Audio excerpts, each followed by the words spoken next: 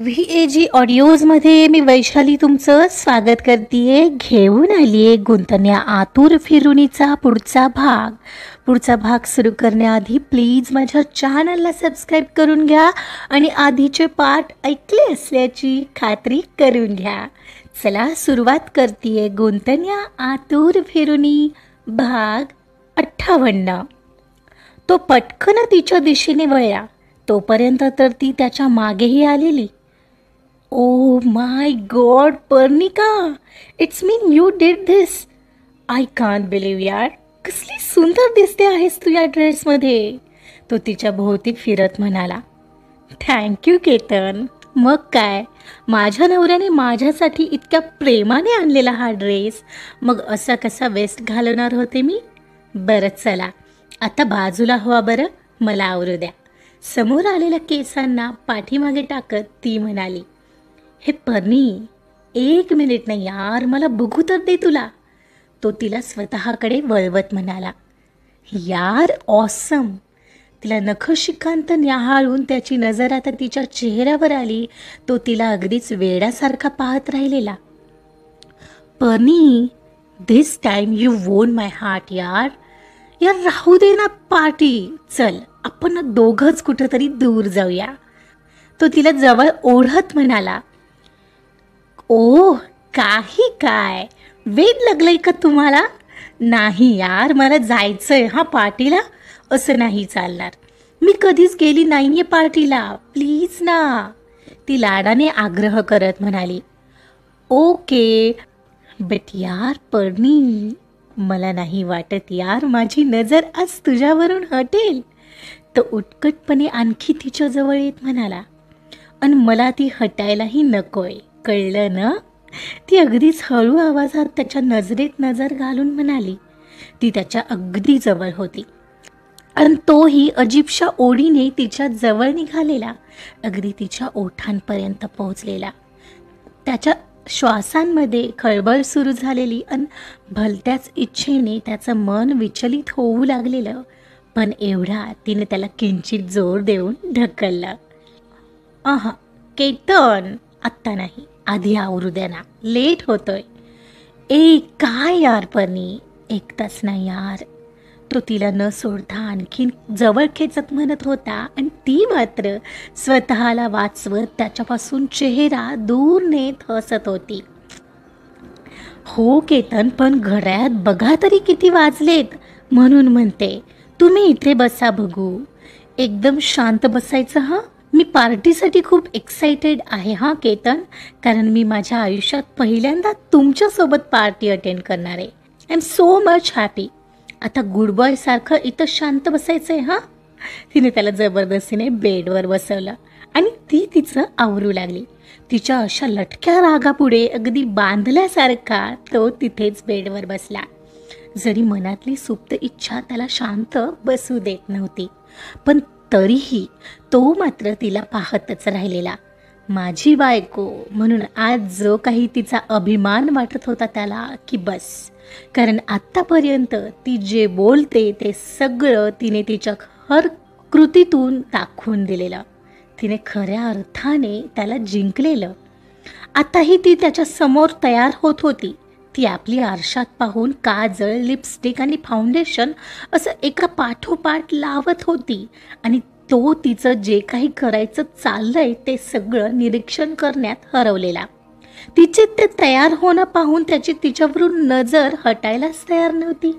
तिला जाऊन ॲटलिस्ट एकदा तरी घट्ट मिठीत घ्यावं अशी तीव्रतेने त्याची इच्छा होत होती, पण त्याने कंट्रोल केलेला.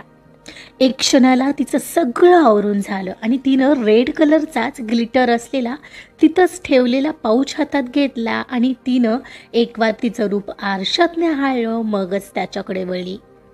आता झालंय माझं, निघायचं. ती म्हणाली तसा तो उठला. हो निघूया, म्हणजे काय, निघायला तर हवंच, म्हणत डायरेक्ट तिच्या जवळ जात तिला कळतंय त्या आत त्याने तिला घट्ट मिठी मारली.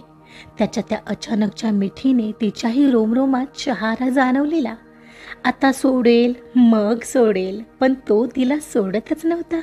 तिला कडल करत होता आणि मध्येच त्याच्या ओलसर ओठांची नक्षी तिच्या खांद्यापासून वर मानेपर्यंत उठू लागली तसं तिने घट्ट डोळे मिटून घेतले, कारण मग मात्र त्याच्या त्या स्पर्शाने तिलाही हरवायला होऊ लागलेलं.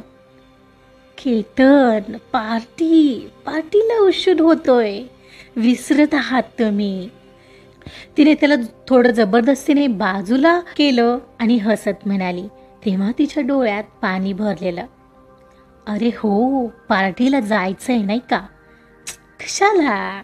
तो मिचमिचत तोंड बारीक करून म्हणाला तर तिच्या डोळ्यात त्याला पाणी जाणवलं. हे हे काय पर्णी, तुझे डोळे का भरलेत? काही नाही, चला. ती त्याच्यापासून बाजूला व्हायचा प्रयत्न करत म्हणाली. बोल ना, काय झालं? पण तो तिच्या भोवतीची पकड आणखी घट्ट करत म्हणाला. काही नाही, बोलले ना. चला ना, निघूया, लेट होतोय. हो, निघू आपण, पण तुला आधी सांगावं तर लागेल, त्याशिवाय सोडणार नाहीये हा मी. बोल ना, काय झालं? काही नाही केतन, एवढं प्रेम करणारा नवरा असल्यावर आणखी आम्हा बायकांना काय हवं असतं? हेच तर हवं असतं आम्हाला. तुम्हा नवऱ्यांचं फक्त आमच्याकडे लक्ष असावं. ती भरलेल्या डोळ्यांनी तशीच गोड हसली. हो हो, चला आता. तिच्या गडद होत जाणाऱ्या हास्यात ही तिचे डोळे आणखी अधिक जमा झालेल्या पाण्याने चमकले. बर, चल निघूया, म्हणत न राहून तिला डोळे भरून पाहणाऱ्या त्याने पुन्हा एकदा मिठीत घेतलं आणि मगच बाजूला होत तिच्या गालावर किस केला. आणि पुढच्या क्षणाला तिच्या पुढे त्याने हाताचा कोपरा केला. तिनेही त्याचा इशारा समजून उमजून त्याच हाताला विळखा घातला आणि दोघांनीही एकवार एकमेकांच्या डोळ्यात पाहत स्मित केलं आणि ते पार्टीला जायला निघाले. मोठ्या हॉटेलमध्ये पार्टी होती. केतन आणि पर्णीची कार काहीच क्षणात हॉटेलसमोर थांबली जिथं पार्टी होती. कार पार्क होताच केतन आणि पर्णिका दोघंही आतमध्ये शिरले. येणाऱ्या प्रत्येकाच्या स्वागतासाठी मेन डोअरवर एक व्यक्ती उभा होता जो सर्वांना एक एक रोज देत होता. अशी ऑफिशियल पार्टी पर्णी पहिल्यांदा अटेंड करत होती, तेही केतन सोबत. मग तर ती प्रचंड उत्साहित होती आणि आनंदितही होती. बरेच लोक जमले होते. केतन तर तिचा हात हातात पकडूनच आत शिरलेला आणि तिथं कियारा मात्र एकटीच होती. जेव्हा केतन आणि पर्णीने आतमध्ये एंट्री घेतली तेव्हा तर पर्णीला पाहून ती अतिशय शॉक झालेली, कारण पर्णीने नेमका तोच ड्रेस आज घातलेला जो तिनं केतनला घ्यायला मदत केली होती, जो आता तिला अगदी परफेक्ट येत होता. पाहून तिच्या आत ज्वालामुखी धुमसू लागलेला. तिची सर्वात मोठी हार होती ती. शिवाय केतन पर्णीला घेऊन ज्या प्रकारे आत आलेला आणि काही कलिग्स सोबत पर्णीची ओळख त्याची बायको म्हणून करून देत होता, तिच्या हृदयावर कोणीतरी ओरखडे मारावेत असं तिला फील होत होतं. तिचा चेहरा अगदी पाहण्यासारखा झालेला. ओ हो बहिणी, you are looking so beautiful. पण आज आमच्या मित्राचं काही खरं दिसत नाहीये, सचिन हसत म्हणाला. पर्णीने मात्र केतनकडे स्मित करत पाहिलं. तेव्हा केतनचे ते पर्णीकडे पाहणं, त्याच्या डोळ्यातले ते भाव पाहून पर्णी नजर चुकवल्याशिवाय राहिलीच नाही. बराच मोठा हॉल होता तो. पुढे स्टेजवर सिंगिंग वगैरे होणार होतं. ऑफिस कर्मचाऱ्यांनी आपल्यासोबत आणलेल्या फॅमिली मेंबरसाठी बसायला जागोजागी टेबल लावले होते. वेटर स्टार्टर आणि ड्रिंक्स वगैरे सर्व करत होते आणि बऱ्याच जणांशी ओळख करून होताच केतन पर्णीला घेऊन एका ठिकाणी येऊन बसला. एव्हाना समोर अँकर आलेला तो जमा झालेल्या लोकांना एन्जॉय करण्याचं आवाहन करत होता. खुर्चीवर बसताच पर्णीची नजर सगळ्या हॉलमध्ये फिरली. कुठेतरी कोपऱ्यात त्यांच्यापासून जरा अंतर राखत बसलेली कियारा तिला दिसली आणि तिच्या गालात छद्मी हास्य पसरलं. पर्णी, दिस इज फॉर यू. केतनने तिच्यासाठी घेतलेलं कोल्ड्रिंक्स तिच्या समोर सारलं. ओह, थँक्यू. मग पर्णी, कशी वाटते आमची पार्टी? आवडली? तो तिच्या कानाजवळ येत म्हणाला. हो, छानच केतन, आय लाईक इट. ती खूप गोड स्मित करत म्हणाली. आज खूप हसते आहेस ना? घे हसून. एक धागा माझ्या हाताला लागू दे, मग बघ कसे तुझ्या चेहऱ्यावरचं हसू गायब होणार आहे. कियारा मनोमन चरफडत होती. आधीच एकटी आणखी एकटी पडली होती. तिलाच आयुष्यातील अनेक गोष्टी त्रास देत होत्या. शिवाय लेट आयुष्यात आलेला केतन तिला मदत करायला जरी उभा राहत असला तरी मैत्रीच्या पुढे त्याचे भाव जातच नव्हते. आणि आपलं सौंदर्यही त्याला जाळ्यात ओढू शकत नाही हे पाहून ती आता वैतागलेली. तर आता आजच्या पार्टीची शान जे आपलं मनोरंजन करण्यासाठी येत आहेत, ज्यांनी इंडियन आयडॉलमध्ये पहिलं मानांकन मिळवलंय, ज्यांनी आपल्या आवाजाने सगळ्यांना भुरळ पाडलेली, तर आपल्या आवाजाची जादू पसरवायला तुमच्या समोर येत आहेत अभिजीत सावंत. हलकी सी बरसात में पहली मुलाकात में पहली ही बार में दिल को मेरे ले गई, चाहत के इकरार में अनजाना गम दे गई, आई जब सामने जाने क्यों वो डर गई, पागल मुझको कर गई, जाने मन जाने जा. आधी गाण्याचे शब्द कानावर पडले आणि मग अंधारातून अचानक गायक अभिजीत सावंत लाईटच्या झोतात स्टेजवर आले आणि टाळ्यांचा कडकडाट झाला. गाण्यांची मैफिल रंगलेली आणि एकाहून एक सुंदर गाणी ते त्यांच्या आवाजात सादर करत होते. अधूनमधून होणाऱ्या नजरानजरेत केतन आणि पर्णी त्याच गायलेल्या शब्दांचा आधार घेऊन आपापल्या भावना एकमेकांच्या डोळ्यात वाचत होते. जणू पुन्हा नव्याने प्रेमात पडत होते. आणि एवढ्यात त्यांनीच गायलेलं एक मराठी गाणं त्यांनी गायला सुरुवात केली. सरसुखाची श्रावणी की नाचरा बळीवा, गुंतण्या तूर फिरुनी आज वेडाची वहा.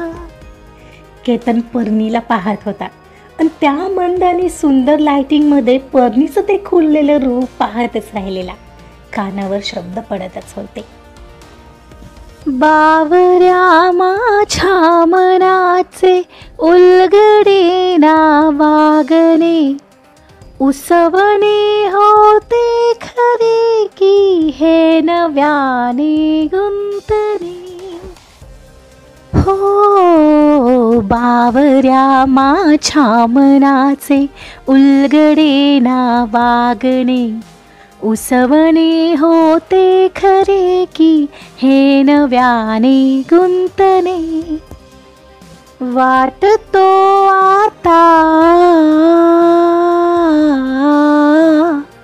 वाटतो आता उन्हाच्या उंबऱ्याशी चांदवा, उंबऱ्या पाशी उन्हाचा चांदवा.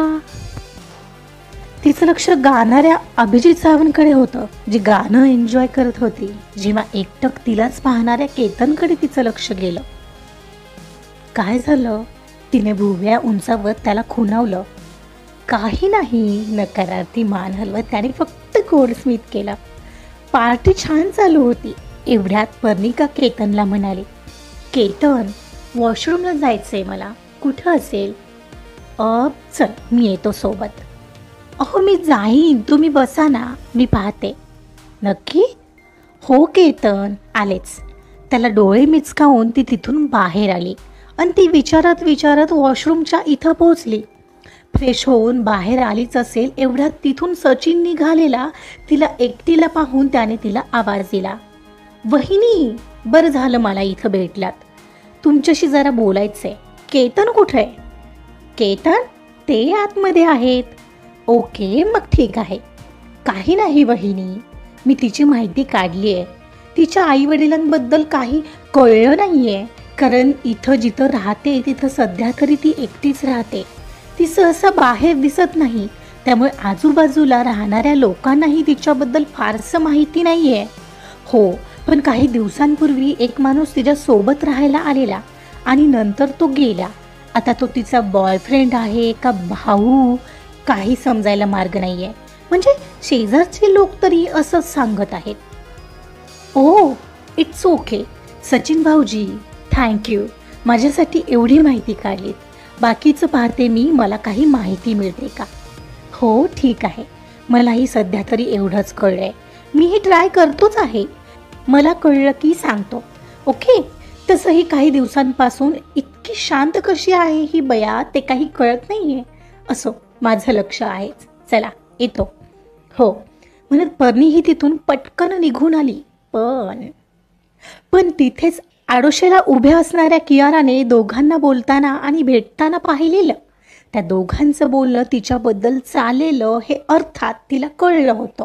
आणि पर्णिका सचिनची हेल्प घेते ही तिची शंका आता खात्रीत बदललेली.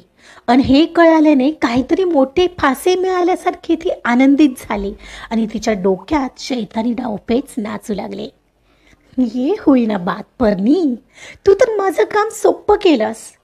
असं कसं चालेल यार. केतनला तर ही गोष्ट कळायला तर हवी की त्याची बायको त्याच्यावर वॉच ठेवते, तेही सचिनच्या मदतीने. So sad. कोणत्या नवऱ्याला आवडेल ही गोष्ट. आता ते केतनच्या डोक्यात कसं भरायचं ते मी बरोबर करते. ती एकटीच कपटी हसू लागलेली. बघ बाबा केतन, जिच्यावर तुझं जीवापाड प्रेम आहे तिचाच तुझ्यावर साधा विश्वासही नाही आहे. आता केतन जेव्हा बरसेल ना तेव्हा कशी जागेवर येतेस बघ. आणि तोपर्यंत तर मी माझा पुढचा फासा टाकलेला असेल. माझ्याशी बरोबरी करतेस काय. चल ठीक आहे, आजचा दिवस कर एन्जॉय तू. उद्यापासून मात्र तुझी उलटी गिनती नाही चालू झाली तर नावाची कियारा नाही मी. आजचा पार्ट इथंच संपलाय. ओ गॉड, म्हणजे कियाराला आता पर्णिका सचिनची मदत घेते हे कळलंय. आता ती केतनला वाटेल ते सांगून भरवेल का. आणि केतन काय रिॲक्ट करेल बघूया. ते आता आपल्याला पुढच्या भागातच कळेल. त्यासाठी ऐकत रहा गुंतण्या आतूर फिरुनी. कथा आवडत असेल तर लाईक करा, सबस्क्राईब करा आणि शेअरसुद्धा करा. Thank you so much.